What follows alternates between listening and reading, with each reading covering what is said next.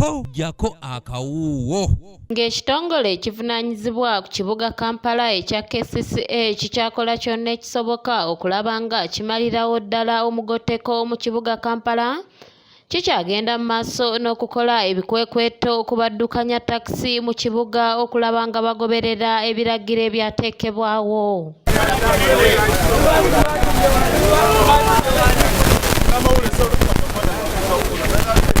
Okusinziira ku mumyuka w'omwogezi wa KCCA Robert Kalumba agamba nti bakola mu bukyamu kubanga baavaayo ng'ekitongole ekiddukanya ekibuga ne babalaga we balina okukakkalabiza emirimu gyabwe nga tewali kutaataaganyizibwa. Tuzze tukyogerako nti ekyo kibeera kimenya amateeka era omuntu asobola tugamba nti tetwabawa bifo eby'okugenda. Buli muntu yenna akimanyi nti tuddaabiriza Old Taxi Park. Twavayo bulungi tubagamba mikwano gyaffe nti tubafunidde ebifo nga mu Nsaafi.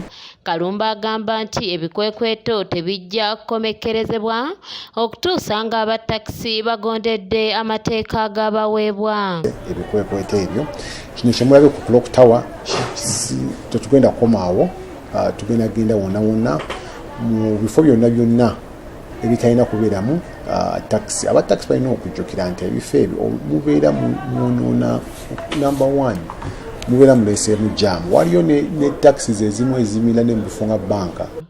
Ono ayongerako nti ebikwekweto tebigenda kukoma ku batakisi bokka wabula n'abantu abalala abakolera emirimu gyabwe mu kibuga mu nsobi be bazzaako okujja mu bifo we batalina kubeera okusobola okulaba nga bamalirawo ddala omugoteko mu kibuga Kampala. Ekyo tebigenda kukoma ku kya taxi, tugenda kukola ebikwekweto ku bintu bingi nnyo.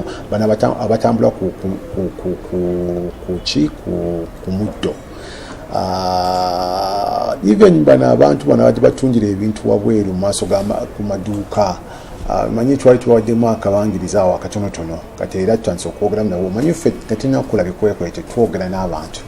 Wabula abagoba ba takisi abakolera ku siteegi ya Salama Munyonyo mu paaka ya Usaafi balumiriza KCCA okubanga yeesibyewo takisi ezitikkira mu bifo ebyagaanibwa kubanga biriko ababifunamu ensimbi. Abakyalemedde ku kkubo si be beeremezzaayo, baliko abanene ababalemezaayo kubanga bonkakasa nti City Council yagenze neekuba emmotoka ziri ng'omuntu akyayimirira wali n'alagirira ng'agitadde agibuusizza leero n'agamba Salama yiri wali waggulu nga bayiteemwemu. Wano we basinzidde ne bakubira gavumenti omulanga okuvaayo eyingire mu nsonga zaabwe kubanga bo abatikkira mu paaka tebafuna bantu ate nga bannaabwe abalemera ku nguudo bakolera ddala ng'eno bayambibwako ebitongole ebikuuma ddembe.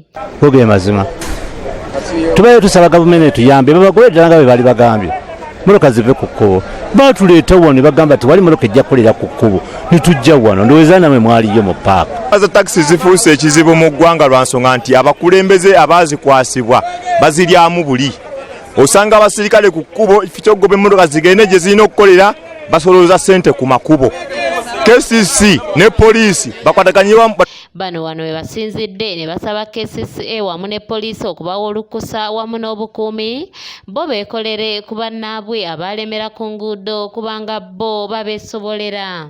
Era abatike emmotoka muki mu mpolampola mu bubba nenga kanso weeri omulimu oguba gubalemye ffe bannannyini abakwatibwako batutwale bo babeerewo okutangira omutwaleta w'akavuyo ffe twesindikira abantu bajje balinnya wano emmotoka. Mu ngeri y'emu bano basabye n'omukulembeze w'eggwanga lino Yoweri Kaguta Museveni obutasirika ng'atawulira emiranga gyabwe kubanga abamu bandikafiiramu mu bintu ebirabika ng'ebyolubalaato. Shafiru Mwesije yakusakidde eggulire lino ku lwa ABS Television. Bannange kubamba manyi nze nsobola okulengera emmotoka ng'eri ne mmanya nti yeri mu kulonda abantu.